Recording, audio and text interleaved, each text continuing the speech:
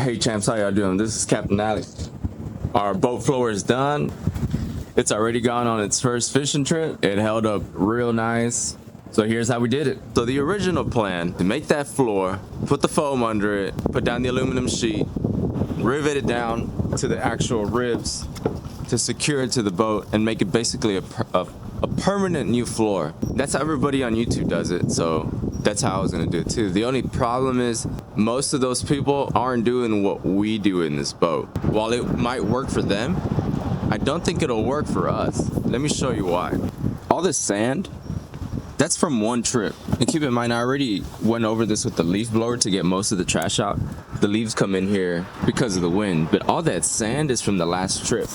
I'm proud to say I washed the boat in between every single trip. Even when I have 5 days straight, 6 days straight of fishing, when I get home, I prop this thing up and I rinse it all out. I make sure that most of the sand is gone. Most of the sand and the mud and the fish scales and the guts and all that stuff that comes with gar fishing is gone. From what I see, most of those bass boat conversions, that type of fishing you launch, you get in the boat, and you never get out of the boat. Whereas we pull the boat up onto the sandbank and sometimes we stand around in the sand, in the mud while we fish. So we're introducing a lot of stuff into this boat. And if we have a permanent floor on top of this, well, eventually I think it's gonna get stuck in these ridges down there under the bench, under that bench as well. Because even with nothing there, even if it's just sand, it does take a little bit of effort with the hose or even the pressure washer to push everything out and get it completely clean. So what I'm gonna do, I'm gonna make everything the same. I'm gonna put the foam down, the aluminum, and then the deck foam. But instead of riveting it down to the boat, I'm gonna lay down Velcro on the ribs and put the opposite end of the Velcro on the underside of that aluminum floor. That way, maybe once a week, I can completely remove the new floor and actually make sure all that sand is washing out. If it turns out that this gets cleaned without having to remove the floor, I might eventually just rivet it down. But for now, I want to play it safe. I'd rather do this right now in the off season while it's cold than have something bad happen during the summertime when we're working every single day. I saw this great method online on how to get the perfect template for your aluminum sheet by laying down a big piece of cardboard, cutting small pieces, and fitting them into the spots where the aluminum is going. This is a pretty good way to block out the shape of the aluminum. Once I traced this onto the aluminum and I cut it, I still had to go back and make some adjustments. But this is a really fast, easy way to get started.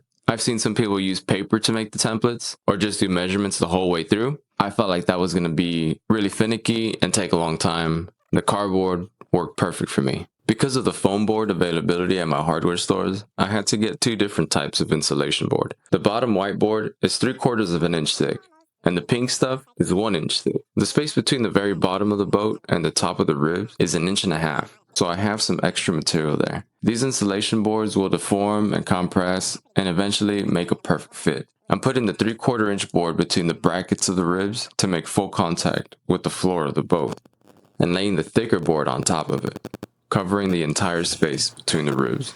So I kind of already knew this, but those ribs aren't all perfectly spaced apart. And I don't mean just from one rib to the next, but even each individual rib is placed at different lengths up on the boat. If you measure 8 inches from one rib to the other, it might fit on this side, but over there, it might be a little narrower or a little wider. I'm taking measurements of one edge and taking the measurements of the other edge.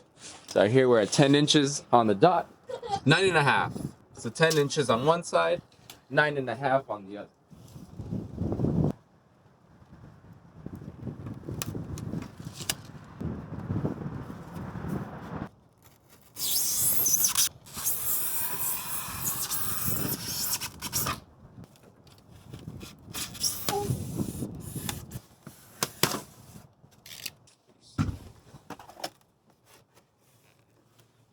Perfect. Snug fit. Exactly how we want it. If I had just measured one end and cut it all at the same width, then I have to be shaving off on one side or hanging over on the other.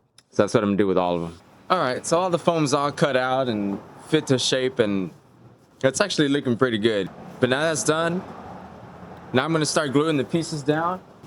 Gorilla heavy duty construction adhesive is what I'm going to use to glue the foam pieces together, as well as gluing the foam to the aluminum. I'm a little skeptical, I gotta say, but I poured some on some foam. I put some in some foam. Smash these pieces together. This isn't like instant cement or anything like that, so it's not gonna cure anytime soon, really. And but for one thing, it's not melting the foam, which is a problem with all the other adhesives. It just disintegrates it, and it's not doing that here. After the project was done, I discovered that the Gorilla construction glue worked just fine. If I could do it over again though, I would probably get like 3 of these tubes and put down a lot more glue between each panel. Kind of glued in place.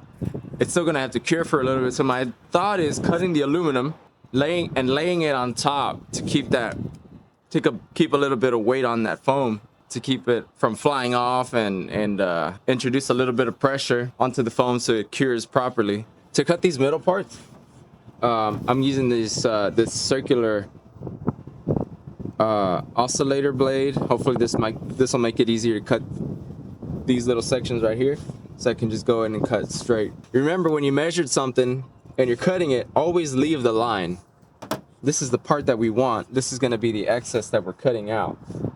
So when this is done, we still want to see that mark there, just so we have a little bit extra material. It might just end up being perfect, but it's better to have a little extra material that you can cut away later than taking too much off. Using the oscillator tool with the round edge made the inside cuts very easy. The rest was done with the reciprocating saw with a metal blade on it. Since I was in a hurry to get all the metal cut before the glue and the foam panels dried, most of the aluminum was cut at night without being recorded.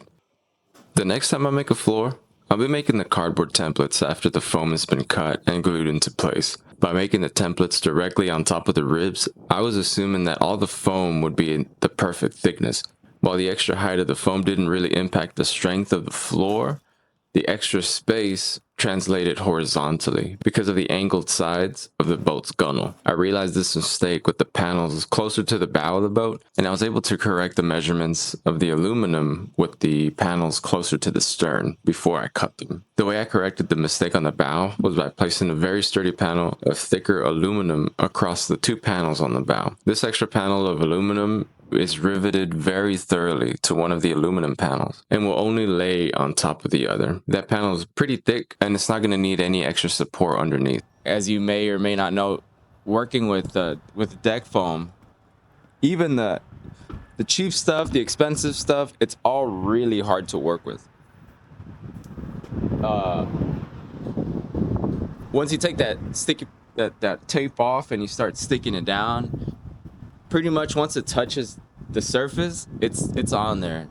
And removing it, you could rip it. You could rip the deck foam, and then you got another problem. Before I started putting down all the foam, I went over all the metal with a power sander to prep the surface for the best possible result with the adhesive.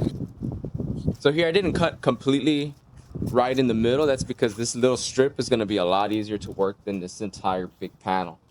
So I'm going to take off that little piece, and I'm going to line it up in this corner.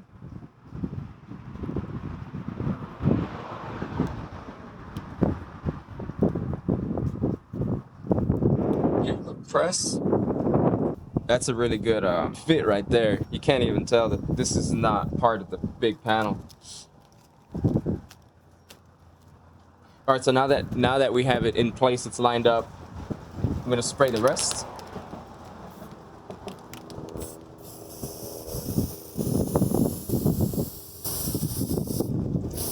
This already has an adhesive on it, of course. It's got that tape.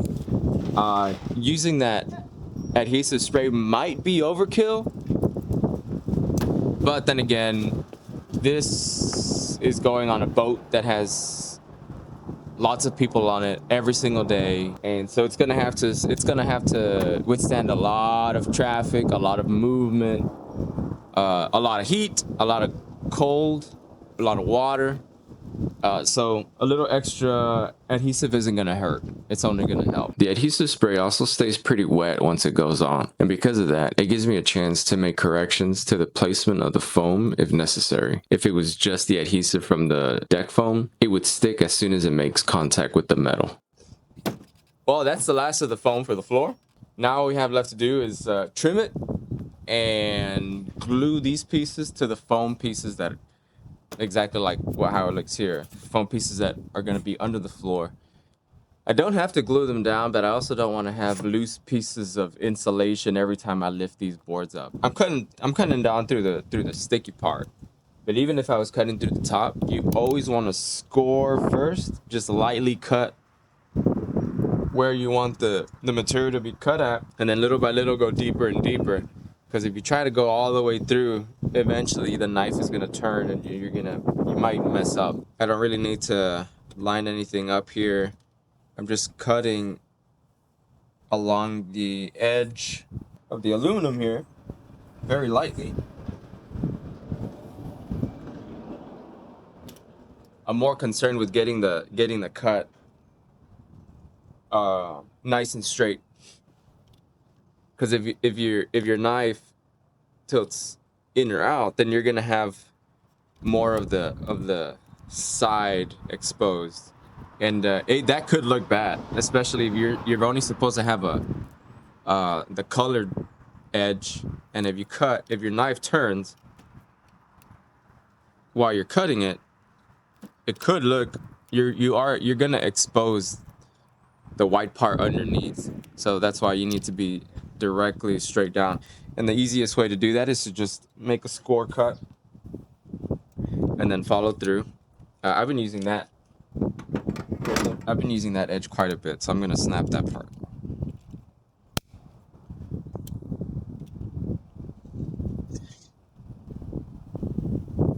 Since it's already scored, I don't really have to worry about going off track. I'm just following the groove, and I don't really have to put any pressure down, and that's usually where you start turning the knife unintentionally. Dragging the knife through is doing plenty here. I've already cut through the white part. Now it's just going through the thicker brown part.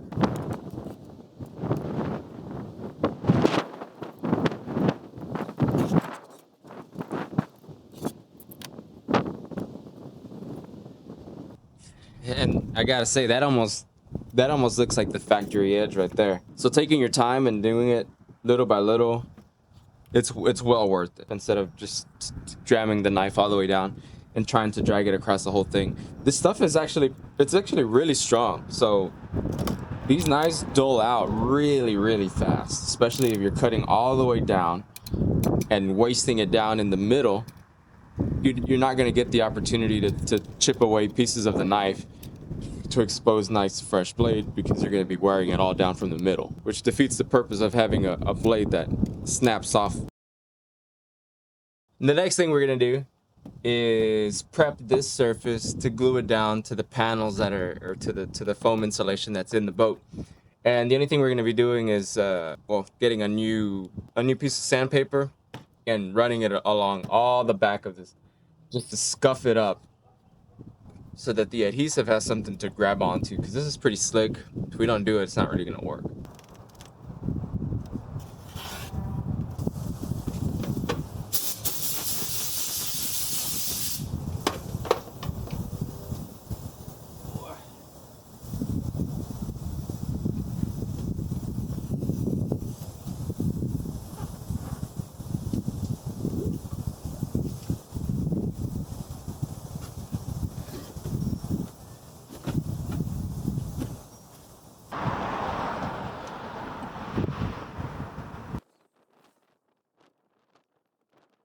So we're out on Buffalo Bayou. The floor is in. It's time to test it out. It already looks good. It already feels good. It's already a huge difference. And we haven't even started fishing yet. Let's go fishing. Well, it was our first day out on the water with the new floor. As you can see, it is quite a mess. And that was after only one day. That was one trip. That's a typical trip. That's what the boat looks like after every single day. That's why I couldn't have the new floor fixed to the boat. I'm gonna rinse this out, and all the sand, all the water is gonna wash off the floor, off to the sides, into the cracks, and down out the back. But eventually I'm gonna have to take these panels out and do a deep clean, because all this sand is eventually gonna just start piling up in under those ribs. Probably feel after about 2 or 3 days, the water's not gonna run out anymore. So I'm gonna have no choice. So that does it. It's basically clean. Dirt and the sand is all washed away. So as you can see, all the water seeped out through the edges, the cracks on the sides, ran under it, out through the back.